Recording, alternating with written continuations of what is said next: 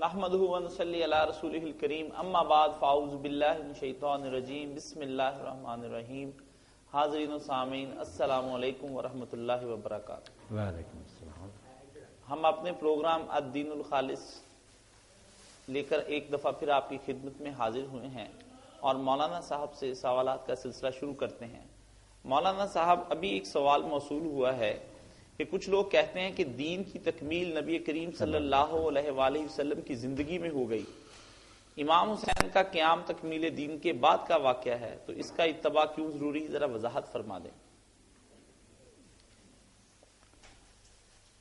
دین کی تکمیل اللہ کے رسول علیہ السلام کے زمانے میں ہوگی، مگر اس کے احکام جو نا ان پر عمل کی نوبت بعد میں بھی آئی. مثلا باغیوں کے ساتھ جنگ حضور کے دور میں کوئی نہیں ہے. آپ کے زمانے میں جنگیں ہوئی نا وہ کفار سے، مشرکین سے، ان لوگوں سے. مسلمان باغی ہو جائے نا اسلامی حکومت کے خلاف، اس کی کوئی جنگ نہیں. یہ جنگ پھر حضرت علی رضی اللہ عنہ کی لڑنی ہے. اسی لیے نا امام ابو حنیفہ، امام شافعی سب کہتے ہیں کہ اگر علی رضی اللہ تعالیٰ عنہ کی یہ جنگیں نہ ہوتی تو ہم باغیوں کے بارے میں اسلام کے حکام سے ناواقف رہ جائے. کوئی پتہ نہ چلتا کہ باغی جو ہیں ان کے مال کے ساتھ کیا کیا جائے. وہ مال غنیمت بنے گا یا نہیں؟ ان کی عورتیں اور وہ بچے جو ہیں لونڈیاں غلام بنیں گے؟ مردوں کے ساتھ کیا برتاؤ ہوگا؟ دفن ہوں گے یا نہیں؟ جنازہ پڑھا جائے گا نہیں؟ یہ سارے احکام جو ہے نا حضرت علی رضی اللہ عنہ جو اس وقت فرمان جاری کیا، جو حکم دیے، اس سے قتال البغات، یہ باغیوں سے جنگ کو نا اسی سے مسئلہ حل ہوا. بیان حضور نے کر دیا کہ باغیوں کے ساتھ، مگر یہ احکام جو ہے نا ان پر عمل حضرت علی کے دور میں. اسی طرح اگر خلیفہ بگڑ جائے، یہ جو ہے کہ خلیفہ نیک تھا، لوگ بگڑ گئے، بغاوت. ایک ہے خلیفہ بگڑ جائے تو اس سے کیا کیا جاتا ہے، جس کو خروج لوگ کہہ دیتے ہیں، وہ امام حسین رضی اللہ عنہ اس پر عمل کر کے دکھایا. اور یہاں امام ابن حزم نے بہت اچھا لکھا تھا. اہل حدیث ظاہری ہوتے ہیں کہ جو کہتے ہیں نا خلیفہ جس طرح کا جی چاہے ہو جائے، چپ رہو. حدیثیں بہت ہیں نا، انہوں نے لوگوں کو چپ کرایا ہوا نا کہ بہت خاموش، جو مرضی کرے، مال لوٹ لے، تمہیں کوڑے مارے، چپ رہو. انہوں نے کہا یار یہ سب پہلے کی باتیں ختم ہیں. جو حکم ہے کہ برائی کو روکو وہ لاگو ہے. اور انہوں نے اس کا حوالہ دیا کہ امام حسین رضی اللہ عنہ، مدینہ والے اور بعد میں ابن الاشعث کے ساتھ جو فقہا اٹھے، ان سب نے ثابت کر دیا کہ پوری امت کے عالم ان کے ساتھ تھے ابن الاشعث کے. اگر یہ مسئلہ ہوتا کہ ظالم حاکم کے خلاف نہیں اٹھنا تو کیا اٹھتے؟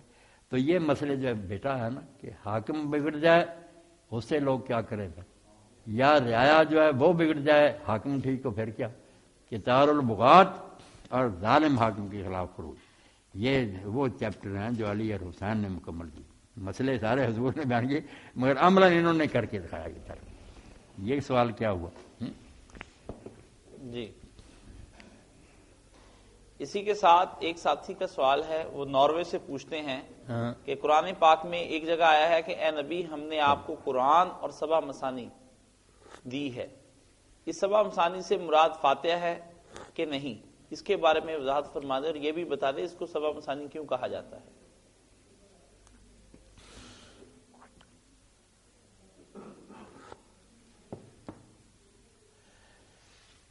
سورہ فاتحہ کو بھی رسول کریم علیہ الصلوۃ والسلام نے سبع مثانی کہا. حدیث پاک میں آتا، آپ نے پڑھ کر سنایا، فرمایا ہے سبع المثانی والقرآن العظیم، بخاری شریف میں، کہ یہ سبع مثانی ہے اور یہ قرآن عظیم بھی. تو سبع مثانی سات، سبع سات مثانی بار بار دہرائی جانے والی.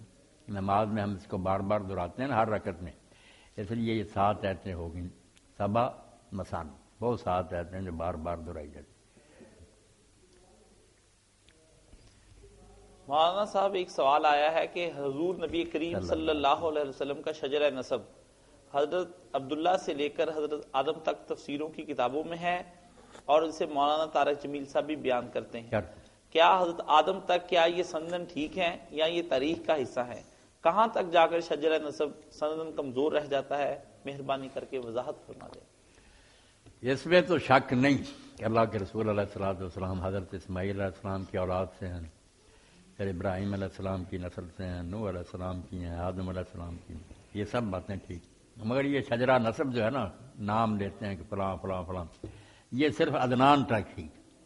ہاں، اسماعیل علیہ السلام تک بھی جو ہے نا وہ پھر بہت سی قیاسی اور اپنے اندازے کی باتیں. عدنان یہ حضور کا کوئی 21ویں 22ویں پشت میں دادا پردادا آتا، عدنان تک ٹھیک ہے. جی یہ خود آپ نے بیان کیا. ہمارے ایک دوست آگے تو علماء لکھتے تھے نا کاذب بن صابون کہ جو آگے نسب بیان کرتے سب جھوٹ بولتے ہیں، ان کو کیا پتا کون ہوا کون نہیں. جی اسپین سے ہمارے دوست کاشف ابراہیم پوچھتے ہیں مولانا صاحب اذان کے الفاظ کیا حدیث سے ثابت ہیں؟ شیعہ کی اذان مختلف ہے، ہماری اذان مختلف ہے، اس کی کیا ترتیب ہے؟ اس کی کتنے کلمات کی تعداد کتنی ہے؟ سندن کون سی بات زیادہ صحیح ہے؟ اس کے بارے میں فرما دیں. 15 کلمے جو ہے نا یہ پکے صحیح حدیث سمجھ آتے. 4 اللہ اکبر، 2 اشہد ان لا الہ، 2 اشہد ان محمد رسول اللہ، 2 حی علی الصلاۃ، 2 حی علی الفلاح، پھر اللہ اکبر اللہ لا الہ. 15 یہ ہیں کلمے جو پکے. جی باقی جو شیعہ حضرات کی اذان اس میں ہے کہ 2 بار کہتے ہیں حی علی خیر العمل، حی علی الفلاح کے بعد جو ہے نا اشہد ان علی ولی بلا، یہ وہ خود ہی ان کے عالم مانتے ہیں کہ یار بناوٹی ہم نے ذیل سے یہ نکالا کہ سنیوں کو دکھ دیں. خود لکھتے ہیں کہ سنیوں کو چرانے کے لیے، ورنہ یہ کوئی اذان نہیں. بلکہ علماء لکھ دیتے ہیں چھوٹی سے چھوٹی کتاب میں لکھا کہ قصد جزیر کا ہے نا، اگر کہے کہ یہ اذان کا حصہ ہے تو اذان باطل ہو جائے گی، اذان برباد ہو جائے گی. کیوں اس نے ایک چیز کو اس کا حصہ بنا دیا جو نہیں. خود لکھتے ہیں کہ حصہ اسا کوئی نہیں، صرف کہتے ہیں تھوڑا بہت درمیان میں روک کرنا. حضرت علی کا ذکر کر دیتے ہیں سنیوں کو ستانے کے لیے. جیسے ہمارے کوئی سنی بھائی ہمیں ستانے کے لیے الصلاۃ والسلام علیکہ یا رسول اللہ وغیرہ اذان سے آگے پیچھے پڑھتے ہیں، مانتے وہ بھی ہے کہ یہ اذان کا کوئی حصہ نہیں، بس پڑھتے ہیں قید حدیث دیوبندی چڑے ساری شرارتیں ہیں. اذان سب مانتے ہیں، اللہ اکبر سے شروع لا اللہ پر ختم. حی علی خیر العمل ٹھیک ہے، وہ اگر کوئی کہے کوئی بڑی بات نہیں، کبھی کبھی کاشف بھی اگر کہہ لیا کرے تو درست ہے، کیونکہ حضرت ابن عمر جیسے ابو ماما کئی صحابی، ابن تیمیہ خود مانتے کہ یہ پکا نہیں تھا، کبھی کبھی اصحاب رسول نے اپنی اذان میں. اور یہ امام بہقی نے باب بھی مانا بیٹا سنن کو پڑھ کہ ان لوگوں کا بیان جب اپنی اذان میں حی علی خیر العمل کہتے تھے. وہاں امام زین العابدین کا بھی حوالہ دیا کہ انہوں نے کہا یہی پہلی اذان ہے، اس کا کلمے کا کوئی ڈر نہیں، یہ اچھی بات ہے. ابن تیمیہ رحمۃ اللہ علیہ مانتے کبھی کبھی بعض اصحاب نے یہ کہہ رہے تھے. ان باتوں سے کچھ فرق نہیں پڑتا، سب ٹھیک ہی ٹھیک ہے. ایک دوست پوچھتے ہیں السلام علیکم ورحمۃ اللہ وبرکاتہ، کیا اسلامی حکومت اپنی رعایا سے ٹیکس وصول کر سکتی ہے؟ اگر کر سکتی ہے تو پھر حضرت عمر بن عبدالعزیز رحمۃ اللہ علیہ نے کیوں ٹیکس کو منسوخ کر دیا تھا؟ اس بارے میں وضاحت کر دیں. جو مستقل آمدنی ہے نا بیت المال کی، وہ تو زکوٰۃ اور عشر ہے، مال غنیمت کا خمس ہے. یہ جو ہے نا ٹیکسز وغیرہ یہ کوئی مستقل نہیں. ضرورت پڑ جائے کہ اگر زکوٰۃ عشر وغیرہ کی آمدنی سے نہیں حکومت کے سارے معاملے چلتے، کچھ کمی ہے، تو ایماندار حکومت جائز ٹیکس اگر لے تو لوگوں کو دینا چاہیے شوق سے. کام نہیں حکومت کے چلانے، نوائب کہتے ہیں ان کو، مگر یہ لازمی نہیں کہ ہمیشہ ہی چالو رہے. ضرورت کے تحت ضرورت ہے چالو کر دو، اگر نہیں ضرورت ہی ختم کر دو. ایک صاحب پوچھتے ہیں میں نے پڑھا ہے کہ عورت پر نماز فرض ہے کہ وہ نماز کے دوران اپنے پیر بھی ڈھکے اور اس کے لیے موزے پہنے، مگر ایسا کرنا عورتوں کے لیے بہت مشکل ہے. کیا اس کے بغیر بھی نماز ہو سکتی ہے یا باطل ہے؟ اس کی کوئی آسان صورت کا حل نکال کر بتا دیں. بس یہی آسان صورت ہے کہ پڑھ لیں، ڈھانک لیں پاؤں، ٹھیک ہے، نہ ڈھانکے کوئی بات نہیں، صحیح، پاؤں سطر نہیں کوئی. صحیح.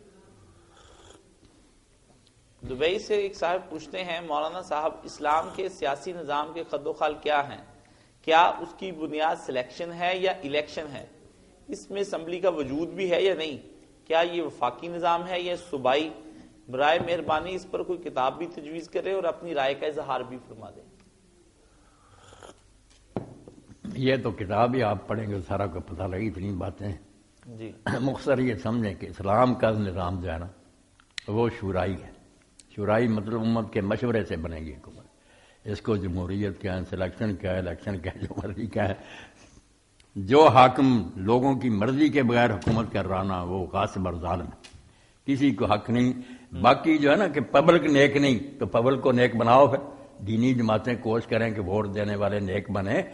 مسئلے کا حل صرف ووٹ ہی جو ہے نا کہ ووٹ کے بغیر کیا ہوگا. پھر حافظ صاحب سعید صاحب آئے، میں نے کہا جمہوریت حرام ہے، طریقہ بتاؤ نا، پھر حکومت کیسے بنے گی؟ باپ کے بعد بیٹا بیٹھتا جائے گا. یا جب ایک حاکم مرے گا پھر تلواریں لے کر اٹھ پڑے ہوں گے لوگ جو زبردستی قبضہ کر لے، بات ہی کوئی نہیں آئی۔ یہ دنیا میں دھکے کھا کر لوگوں نے عقل کی بات نکالی کہ لوگوں سے پوچھ لو کہ کس کو تم حاکم بنانا چاہتے ہو، وہ برا بنائیں گے تو بھگتے رہیں گے خبیث پھر، ہاں اگر اچھا بنائیں گے تو فائدہ ہوگا۔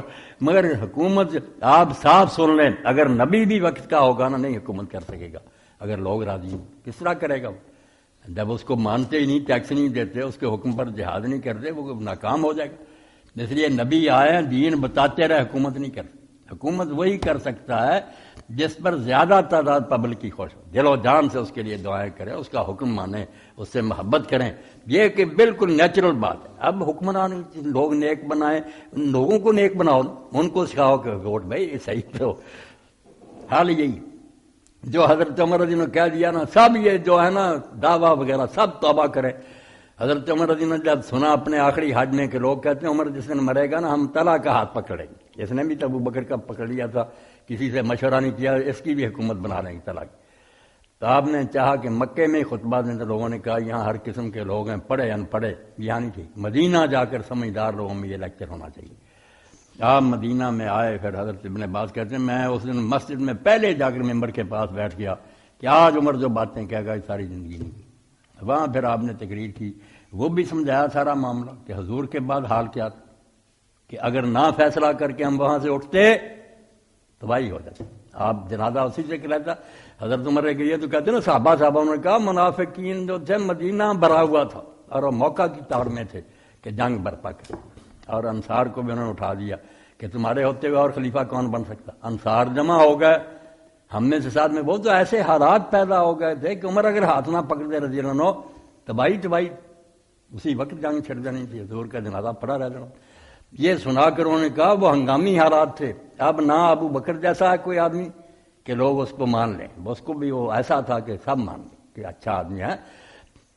اب جس نے کی نا بیعت، یہ الفاظ ہیں سن لیں، یہ دعویٰ والے بھی، اب جو مسلمانوں کے مشورے کے بغیر خلیفہ بنے بیعت لینے والے کو بھی قتل کر دو اور بیعت کرنے والوں کو بھی قتل کر دو۔ ان کے باپ کی حکومت ہے کہ اپنی مرضی سے جس کو چاہے مسلمان مشورہ کریں گے، یہ ہے مشورہ بیٹا، جمہوریت، ووٹ، رائے، تو لوگوں کو نیک بناؤ، ادھر نہیں یہ دینی جماعتیں آتی دودھ جیسا ہوگا وہی مکھن نکلے گا، ٹھیک ہے برے لوگ برا ہی چنیں گے، یہ تو مصیبت ہے ہی، مگر چنیں گے تو پھر بھگتتے رہیں گے۔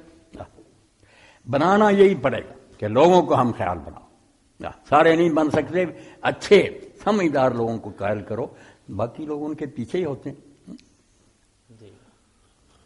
یو ایس اے سے عاصم صاحب پوچھتے ہیں مولانا صاحب رضاعت کی عمر کے متعلق بتا دیں، کتنی حد تک رضاعت مانی جائے گی اس کے اور کب رضاعت نہیں مانی جائے گی، اس کے بارے میں ذرا واضح موقف بیان کر دیں۔ رضاعت جو ہے نا جس کا اعتبار ہے کہ اس مدت تک آدمی دودھ پی لے بچہ کسی عورت کا اپنی ماں کے علاوہ تو وہ اس کا بیٹا بن جاتا، بالکل ایسے جیسے اس کے پیٹ سے پیدا ہوا۔ وہ سارے رشتے حرام ہو جاتے ہیں جو کسی ماں کے پیٹ سے پیدا ہونے، یحرم من الرضاعۃ ما یحرم من النسب، کسی کے گھر پیدا ہونے سے جو رشتے حرام ہوتے ہیں نا، بہن، پھوپھی، خالہ وغیرہ، وہ سارے حرام ہو۔ یہ بیٹا بالکل صحیح بیٹا بن جاتا اس عورت کا جس نے دودھ پیا، مگر یہ مدت 2 سال جی، جب تک یہ بچہ صرف دودھ پر گزارا کرتا ہے۔ جب 2 سال کی عمر سے آگے نکل جائے پھر اگر پیتا پھرتا تو اس کا کچھ اثر نہیں۔ صحیح 2 سال ہے مدت رضاعت۔ ایک دوست پوچھتے ہیں انسان کو خدا نے فرشتوں کے برعکس ذی اختیار اور ذی ارادہ مخلوق بنایا۔ یہاں ایک بڑا باریک مسئلہ ایک دن باہر سے پوچھ رہا تھا، بڑے بڑے عالم ہار گئے تھے کہ یہ بچہ جس نے دودھ پیا یہ اس خاندان کا بچہ بن جائے گا، مگر اس کے جو بھائی بہن ہیں نا اس عورت کے جس کا دودھ پیا تو وہ اس کے باقی بھائی بہنوں کے کچھ نہیں لگیں گے۔ یہ صاف سمجھ لو، یہ نہ ہو کہ یہ بھائی بن گیا تھا اب کہیں اس کی بہن جو ہے ہماری بہن ہے وہ بھی نکاح نہ کرے، نہ، وہ جس عورت کا دودھ پی رہا ہے اس کے بچے اس کی بہنوں سے نکاح کرنا چاہیں تو وہ کر سکتے ہیں، ان کے وہ کچھ نہیں لگتے، نہ نسب سے ہیں نہ رضاعت سے۔ یہ اس نے دودھ پیا اس لیے یہ ہاں از جان بے شیر دے ہما خیش ماند، اے فارسی کا سن لے، یاد کیا ہو جس سے سارے اقدے حل، ورنہ عالم جو کہتے ہمیں یار کوئی سمجھ نہیں آتی کیوں بھائی بہن ہے، مگر نہیں بھائی بہن نہیں، از جان بے شیر دے ہما خیش ماند، جس نے دودھ پلایا ہے اس کے تو سارے اس کے بہن بھائی خالہ ماموں بن گئے۔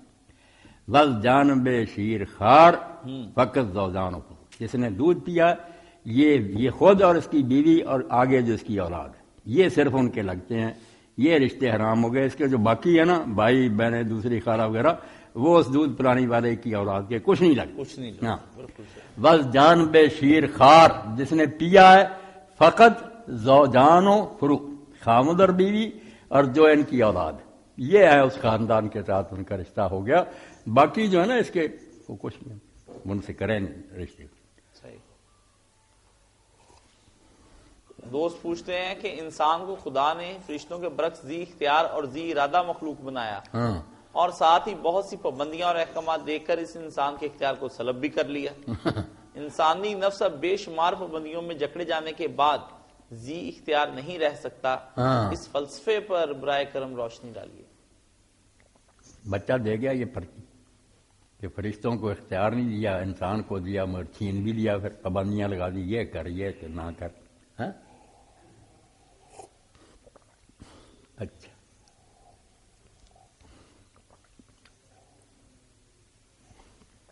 یہاں ایک بات تو پہلے آپ سب سنیں، جو سب لوگوں کے الٹ ہے کہ فرشتے ذی اختیار مخلوق ہیں۔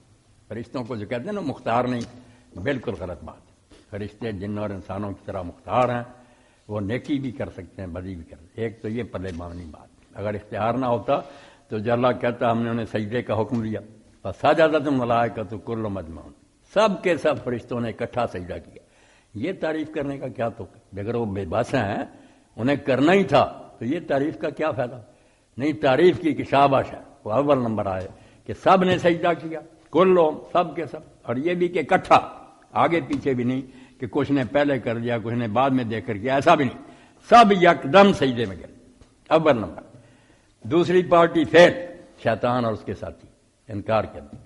تیسری درمیان میں کہ جنہوں نے غلطی کی، آدم علیہ السلام نے دانا کھایا مگر توبہ کر لی، یہ دوسرے نمبر پر پاس ہو گئے، غلطی ہوئی تھی مگر توبہ کی وجہ سے یہ بھی تین گروہ وہاں آ گئے۔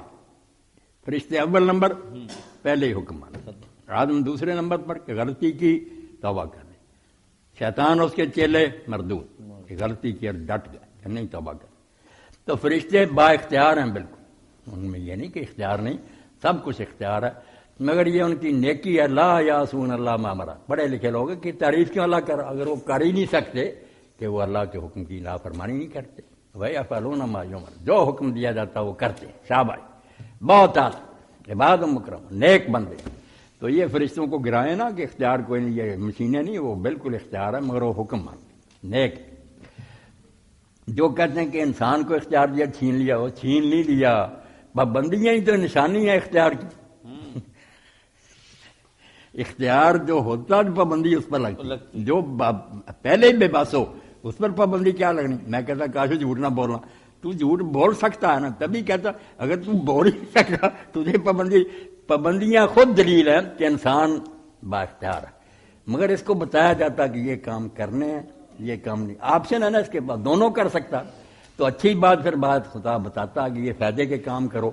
تو یہ خود جبر جو ہے نا، جبر کیا کہنا، یہ پابندیاں اختیار کی علامت، یہ مختار ہے۔ جو مخلوق بے بس ہیں ان کے لیے کوئی شریعت نہیں اتری، ان کو کیا کہنا کہ یہ کرو نہ کرو، وہ تو درخت ہیں، دریا پار سورج چاند جکڑے ہوئے چل رہے ہیں، ادھر ادھر ہو ہی نہیں سکتے۔ انسان ہو سکتا ہے غلط جانا چاہے غلط، اس لیے مگر تباہ ہوتا نا، پھر اللہ تعالیٰ کا کام ہے، اگر وہ پابندیاں نہ لگائے تو پھر اللہ قصد و سبیل میں نہ جائے۔ آپ دیکھیں، آپ اسٹیشن پر جاتے ہیں، وہاں کئی پلیٹ فارم ہیں، اگر وہ بتائیں نہ کہ ریل گاڑی کس پلیٹ فارم پر آئے گی تو مسافر تو پریشان ہی ہوں گے۔ اللہ تعالیٰ اگر راستہ نہ بتائے میں نہ جائے، جبکہ رستے ٹیڑھے بھی موجود ہیں، تو صحیح راستہ وہ نہ بتائے، پھر یہ بھی ٹیڑھا، یہ بھی یہ ہے صحیح۔ اللہ نے کہا وَاللہ قصد السبیل، اللہ کا کام یہ کہ تماشا نہ دیکھتا رہے، انسان کو جو صحیح راستہ وہ بتائے تو میں نہ جائے، کیونکہ راستے تو بہت سے ٹیڑھے بھی ہیں۔ تو یہ رہنمائی کرنا اس کے اختیار کے احترام ہے، اور اس کو نا زبردستی نہیں بلکہ سمجھایا جاتا کہ یہ کر یہ نہ کر، آگے اس کی مرضی، اما شاکرا اما بے بس تو تب ہو جاتا کہ یا نیکی کرتا یا بدی نہیں، بے شک یہ نیک بنے یا بد بنے، اس کی مرضی، راستے دونوں بتائیں، انا ہدینا السبیل اما شاکرا اما کفورا، راستے بتا دیے ہیں، اب یہ شکر گزار بنے گا انعام لے لے گا، نہ شکرہ بنے گا سزا پائے گا۔ یہ کوئی جبر نہیں، رہنمائی کی ہے اس کی، کہ تجھے راستہ بتا دیا، آگے تیرا کام ہے۔ مولانا صاحب ابھی آپ نے فرمایا کہ رضا 2 سال کی عمر کے بچے تک کی ہے، مگر اما عائشہ صدیقہ رضی اللہ تعالیٰ عنہا والی حدیث اس کے برعکس لگتی ہے، وضاحت فرما دیں۔ اما عائشہ رضی اللہ تعالیٰ عنہ والی حدیث جو ہے نا، سب نے سمجھا کہ وہ ساری دنیا کے لیے نہیں نا، وہ عام قانون وہ رضا الکبیر جو ہے نا کہ بڑا آدمی بھی دودھ پی لیتا، یہ وہ بچہ جو تھا نا وہ گھر میں پلا، بیٹے کی طرح انہوں نے رکھا، جب حکم اتر آئے پردے کے، اب وہ بیچارے کہتے کہ بیٹے کی طرح ہمارے پاس رہا تھا، پیار سے پالا، اب جدائی کر رہا تھی، مگر خامد اس کا ناراض ہوتا تھا کہ میں اب اس کو گھر میں کیوں آنے دوں، تو اب اللہ کے رسول نے کہا تم دودھ پلا دو اس کو، بیٹا بن گیا۔ وہ خصوصی حالات میں ایک رعایت تھی کہ عام قانون نہیں۔ اسی کے ساتھ ہمارا آج کا پروگرام ختم ہوتا ہے۔ وآخر دعوانا ان الحمدللہ رب العالمین۔ جزاکم اللہ، خوش رکھے اللہ سب ساتھی۔